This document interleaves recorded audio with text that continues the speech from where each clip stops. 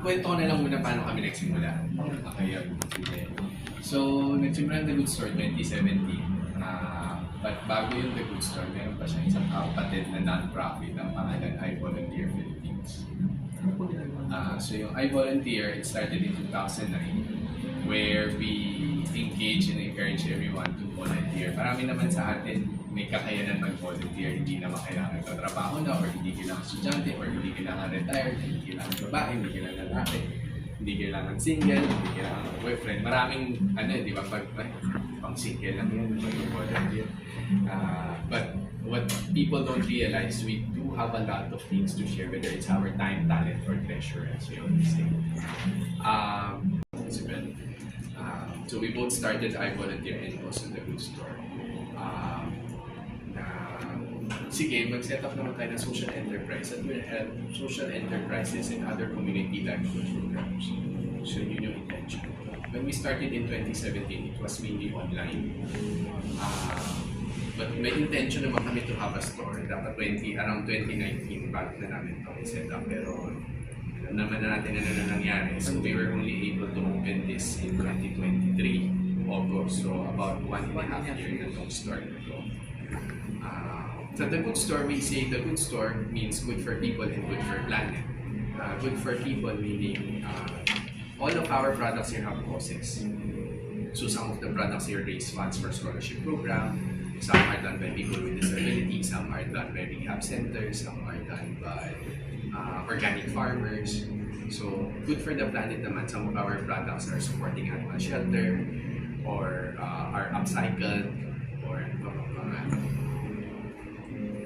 meron din kaming refilling station dyan sa likod that encourages refilling of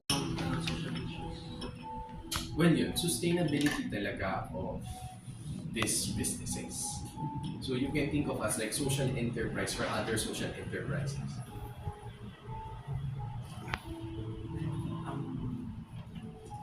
Sa operations po, in terms of planning po sa the social project, so ano po yung sa operations po yung sa maging? Okay.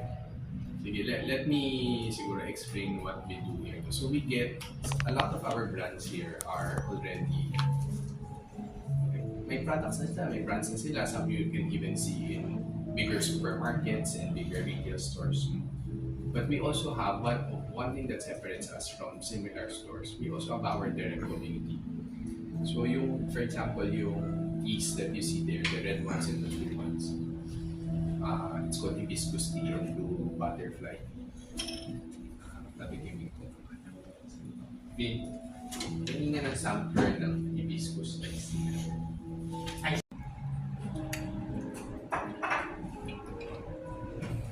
So, yun yung isang ginagawa namin. Like, and mamaya na dyan yung picture. Ito si Maguire. Nasabi mo na yan.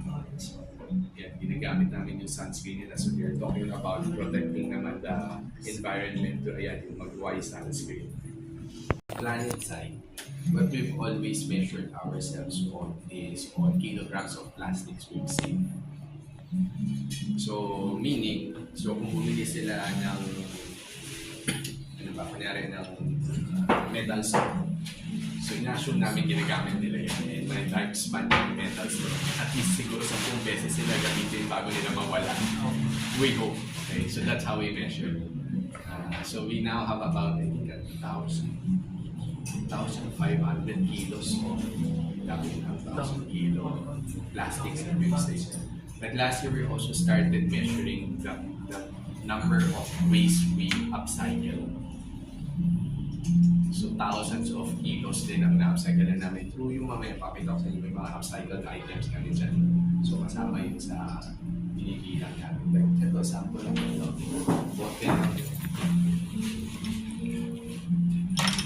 Bote ng wine. Cheese platter. So kung ano rin naiisip ng mga partners natin. Mga creative yung mga partners natin. So yun, so that's the planet metric.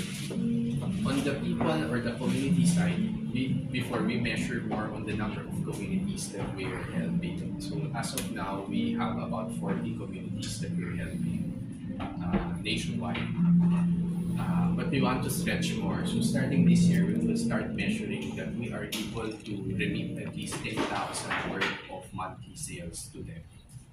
Kasi sabihin nga na, okay, na 40 nga yung ano, pero yung iba sa kanila, like 500 lang nakukuha nila sa amin every month, di ba? Then we're not helping them.